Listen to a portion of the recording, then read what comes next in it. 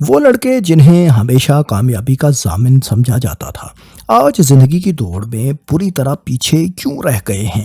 وہ کون سے ایسے نفسیاتی اور معاشرتی عوامل ہیں جنہوں نے آج کے مرد کو ذہنی طور پر صنف نازک سے کمزور کر دیا ہے؟ کیا یہ محض اتفاق ہے کہ پاکستان میں خودکشی کرنے والے مردوں کی شرح عورتوں سے کہیں زیادہ ہے؟ ہمارے تعلیمی نظام، سماجی توقعات اور معاشی دباؤ نے مل کر ایسا کون سا جال بنا ہے جس میں ہمارے نوجوان لڑکے خاموشی سے پھنستے چلے جا رہے ہیں؟ ہر سال جب امتحانات کے نتائج آتے ہیں تو ٹاپ پوزیشنز پر لڑکیاں ہی آخر کیوں ہوتی ہیں؟ آخر ہمارے لڑکے کہاں غائب ہو رہے ہیں؟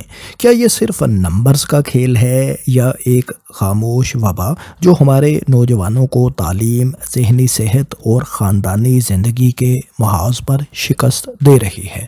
دوستو، آئیے اس ویڈیو میں ہم انہی سوالات کے جواب مستند تھیوریز اور مختلف سٹڈیز کو مد نظر رکھتے ہوئے پیش کریں گے اور پاکستان سمیت عالمی سطح پر دستیاب شواہد کا بھی تجزیہ کریں گے تاکہ یہ سمجھا جا سکے کہ لڑکے آخر کیوں پیچھے رہ گئے۔ سب سے پہلے بات کرتے ہیں پاکستان کے تعلیمی رجحانات کی، جن میں پچھلی 1 سے 2 دہائی میں کافی تبدیلیاں دیکھنے کو ملی ہیں۔ تعلیم کا شعبہ جو کبھی صرف مردوں کا میدان سمجھا جاتا تھا، اب اس میں طالبات نہ صرف مردوں کے برابر آ گئی ہیں بلکہ اکثر مقامات پر ان سے آگے نکل چکی ہیں۔ اس تبدیلی کی سب سے نمایاں مثال حالیہ اعداد و شمار ہیں۔ جیسا کہ یونیسکو اور مختلف سرکاری ذرائع کے مطابق پاکستان میں 21ویں صدی سے قبل صورتحال کچھ یوں تھی کہ ہر 100 مرد طلبہ کے مقابلے میں تقریباً 27 خواتین یونیورسٹیز میں موجود تھیں، لیکن سن 2000 کے بعد اس ٹرینڈ میں نمایاں طور پر تبدیلی آئی۔ 2002 میں طالبات کی نمائندگی اچانک بڑھ گئی، یعنی ہر 100 مرد طلبہ کے مقابلے میں تقریباً 58 خواتین اعلیٰ تعلیم پاکستان میں حاصل کر رہی تھیں۔ یہ رجحان یہیں پر نہیں رکا۔ 2004 میں ہر 100 لڑکوں کے مقابلے میں 75 لڑکیاں یونیورسٹیز میں ہو گئیں اور 2008 میں یہ تعداد 100 لڑکوں کے مقابلے میں 86 لڑکیوں تک پہنچ گئی اور 2014 میں ہر 100 لڑکوں کے مقابلے میں 89 خواتین یا لڑکیاں پاکستانی یونیورسٹیز میں تھیں۔ اور اگر ہم بالکل حالیہ رپورٹس اور اعداد و شمار کا جائزہ لیں تو اس وقت پاکستان کی یونیورسٹیز میں ہر 100 مرد طلبہ کے مقابلے میں 108 خواتین ایڈمیشن لے رہی ہیں، جو اس بات کی واضح علامت ہے کہ اب اعلیٰ تعلیم کے میدان میں خواتین پاکستان میں اکثریت میں ہیں۔ اس کے علاوہ اگر ہم پاکستان کی سب سے قدیم یونیورسٹی پنجاب یونیورسٹی میں کل طلبہ کی تعداد کا جائزہ لیں تو اس میں 56% طالبات ہیں اور صرف 44% طلبہ یعنی لڑکے ہیں، لیکن 44% طلبہ کے لیے 16 ہاسٹلز مختص تھے، جبکہ 56% طالبات کے لیے صرف 12 ہاسٹل تھے۔ ظاہر ہے یہ ہاسٹلز کی تعداد پرانے رجحانات کے مطابق تھی۔ طالبات کی بڑھتی ہوئی تعداد کے پیش نظر حال ہی میں یونیورسٹی انتظامیہ نے 2 بوائز ہاسٹلز کو گرلز ہاسٹل میں کنورٹ بھی کر دیا ہے۔ اس تبدیلی کے پس منظر میں 2002 میں قائم ہونے والی HEC ہائر ایجوکیشن کمیشن کی پالیسیز نے اہم کردار ادا کیا ہے۔ HEC نے ملک بھر میں خاص طور پر چھوٹے شہروں میں یونیورسٹیز کا جال بچھایا، جس سے لڑکیوں کو گھر کے قریب تعلیم حاصل کرنا ممکن ہو گیا۔ خواتین کے لیے مختص اسکالرشپس نے مالی رکاوٹیں بھی کم کیں اور لڑکیوں کے لیے الگ یونیورسٹیز کے قیام نے ان والدین کو بھی قائل کیا جو کو ایجوکیشن سے ہچکچایا کرتے تھے۔ اس کے علاوہ عام شہریوں کی آمدنی میں کچھ اضافہ بھی گزشتہ دہائی میں ہوا تو لوگوں کے لیے بیٹیوں کی تعلیم پر خرچ کرنا بھی ممکن ہو گیا۔ ایک اور اہم عنصر یہ بھی رہا کہ یونیورسٹی ڈگری کو شادی کے لیے ایک اثاثہ سمجھا جانے لگا۔ اس سوچ نے والدین کو بیٹیوں کی تعلیم کی طرف بھی راغب کیا، جو اسے بہتر رشتے کے لیے ایک ضمانت تصور کرنے لگے تھے۔ مزید یہ کہ تعلیم یافتہ ماؤں نے اپنی بیٹیوں کی تعلیم کو بھی ضروری سمجھا۔ یہ تمام عوامل مل کر اس خاموش انقلاب کا باعث بنے جس نے پاکستان کے مستقبل کا رخ تبدیل کر ڈالا۔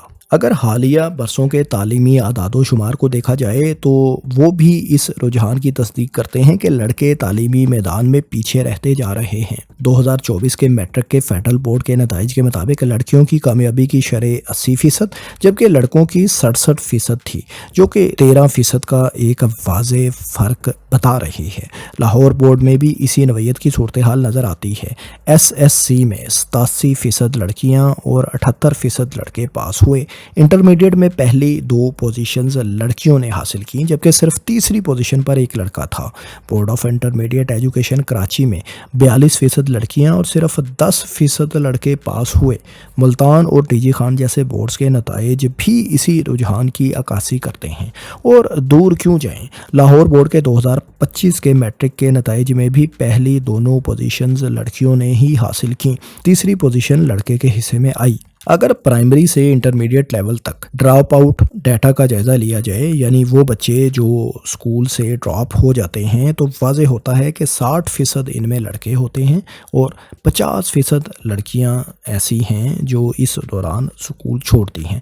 یعنی یہاں پر بھی لڑکے نسبتاً زیادہ تعداد میں پیچھے رہ رہے ہیں اور زیادہ تعداد میں اسکول چھوڑ جاتے ہیں۔ اعداد و شمار سے واضح ہے کہ فیڈرل اور پنجاب کے بڑے تعلیمی بورڈز میں گزشتہ 4 سال سے یہی رجحان برقرار ہے کہ کامیابی کی شرح اور اعلیٰ گریڈز کے مقابلے میں لڑکیاں برتری حاصل کر رہی ہیں۔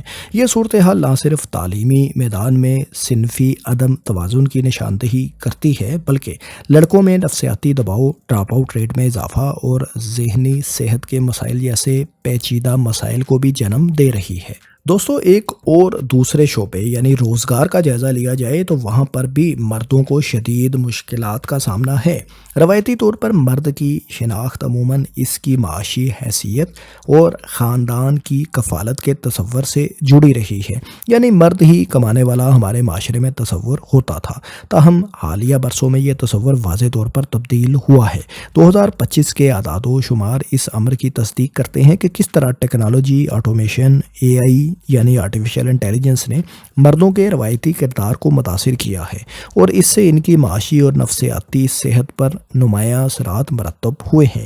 اس وقت پاکستان میں بے روزگاری کی شرح کافی زیادہ ہے اور یہ مسئلہ خصوصاً نوجوان لڑکوں میں زیادہ سنگین ہو چکا ہے۔ ایک اندازے کے مطابق نوجوانوں میں بے روزگاری کی شرح 10% سے تجاوز کر چکی ہے۔ اگر 2 یا 3 دہائیاں پیچھے جائیں یعنی 1995 کے ارد گرد، تو اس وقت پاکستان کی افرادی قوت میں خواتین کی شمولیت محض 14% کے لگ بھگ تھی، جو کہ ایک کم شرح تھی۔ اس وقت افرادی قوت میں مردوں کا غلبہ تھا اور ان کی شرکت افرادی قوت میں 80% سے بھی زیادہ تھی، اور حالیہ رپورٹس کے مطابق خواتین کا حصہ اب پاکستان کی افرادی قوت میں بڑھ کر 22 سے 24% تک ہو چکا ہے۔ اگرچہ یہ شرح اب بھی عالمی اوسط سے کم ہے، لیکن پاکستانی معاشرے میں ایک اہم سماجی اور معاشی تبدیلی کی یہ نشاندہی کرتی ہے۔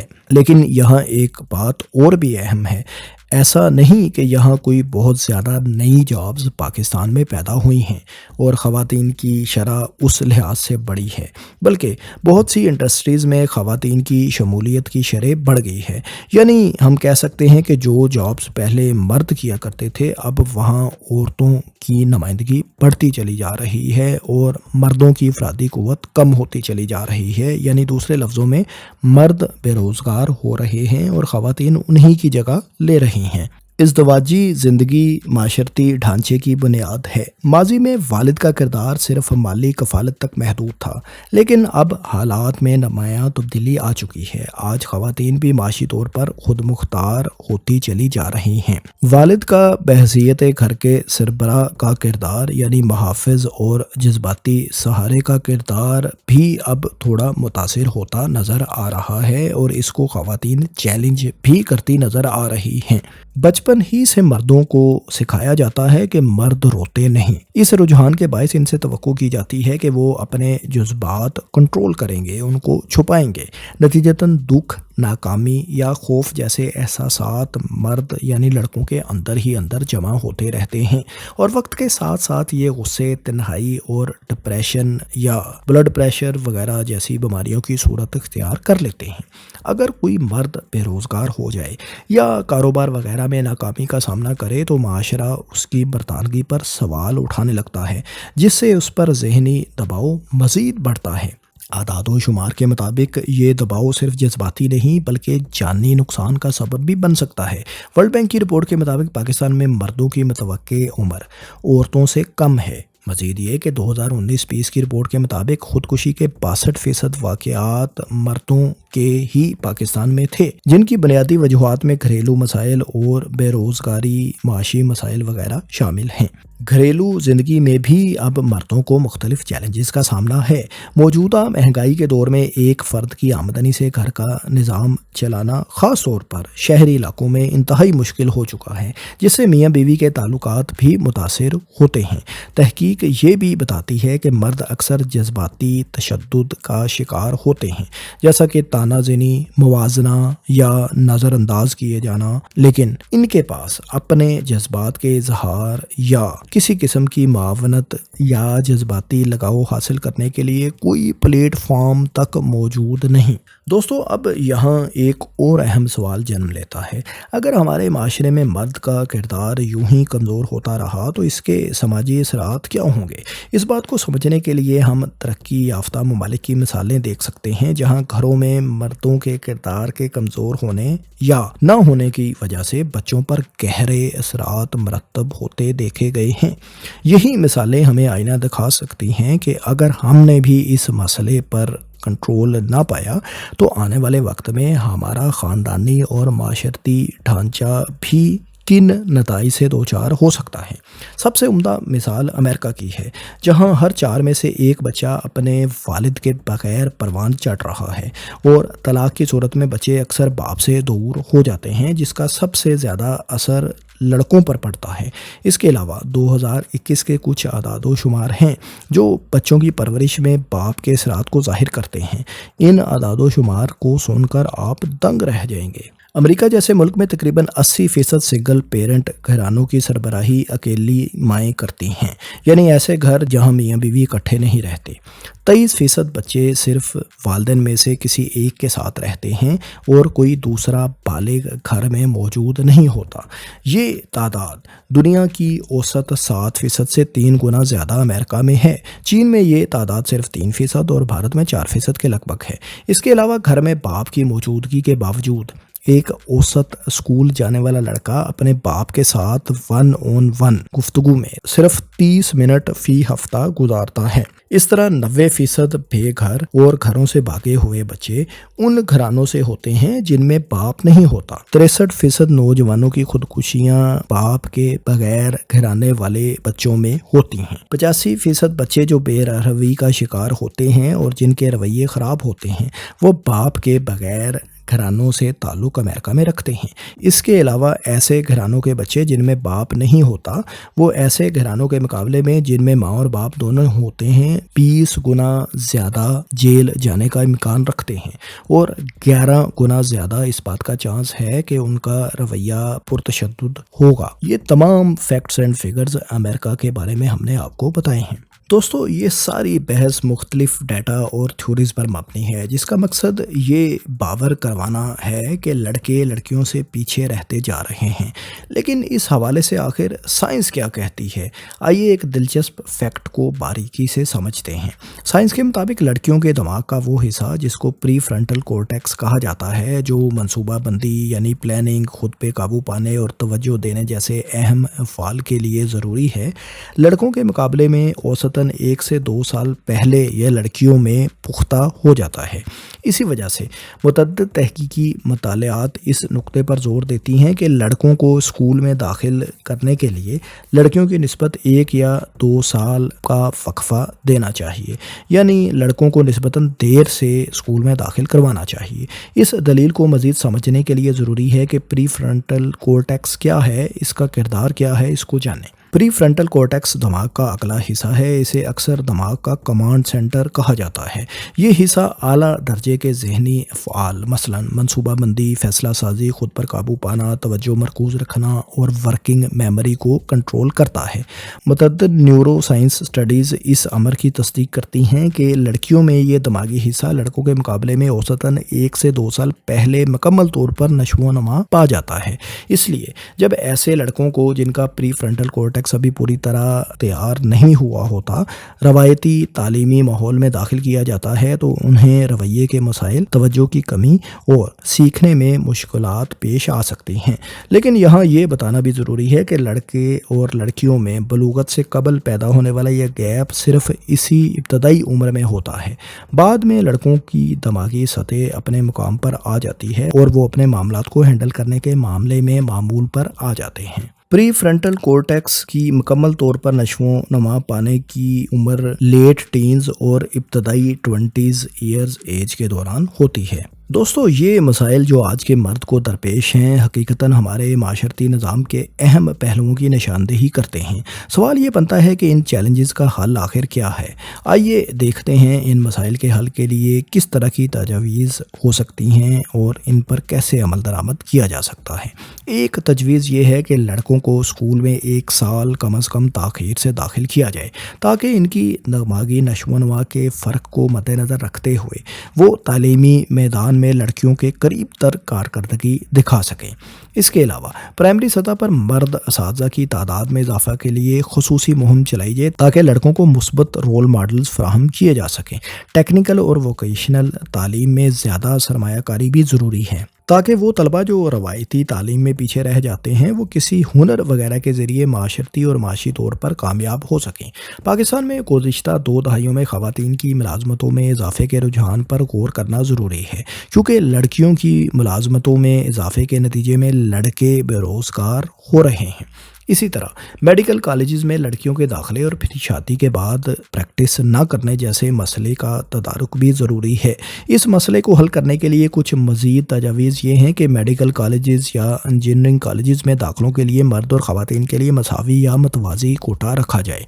तलबा से मेडिकल की तालीम मुकम्मल करने के बाद एक मखसूस मुद्दत के लिए प्रैक्टिस करने का अहदनामा लिया जा सकता है जिसकी खिलाफ वर्जी की सूरत में जुर्माना या तालीमी अखराजात की वापसी वगैरह जैसी शराइत रखी जा सकती हैं। ज़हनी दबाव और इससे मुतालिक समाजी रवैये में बेहतरी लाने के लिए मदद मांगना मर्द की कमज़ोरी नहीं, ऐसे पैगामात को मशहूर शख्सियात के ज़रिए आम करना वक्त की ज़रूरत है। स्कूल और कॉलेजेस में नफ्सियाती सपोर्ट यूनिट्स कायम किए जाने चाहिए और ज़हनी सेहत के मराकज़ तक रसाई को आसान और कम खर्च बनाया जाने की ज़रूरत है। हील यानी हेल्थ एजुकेशन एडमिनिस्ट्रेशन और लिटरेसी के शोबों में मर्दों की शिरकत की खुसूसी तौर पर हौसला अफजाई करने की ज़रूरत है ताकि ये शोबे सिनफी एतबार से मतवाज़न रहें। ये तमाम तजावीज़ इस बात की अक्कासी करती हैं कि पाकिस्तान में मर्दों और लड़कों को दरपेश मसाइल पर संजीदा तवज्जो देना कितना ज़रूरी है। एक ऐसा माशरा जहाँ मर्द दबाव का शिकार हो वहाँ ख़वातीन भी हकीकी मायनों में खुशहाल या बाख्तियार नहीं हो सकती।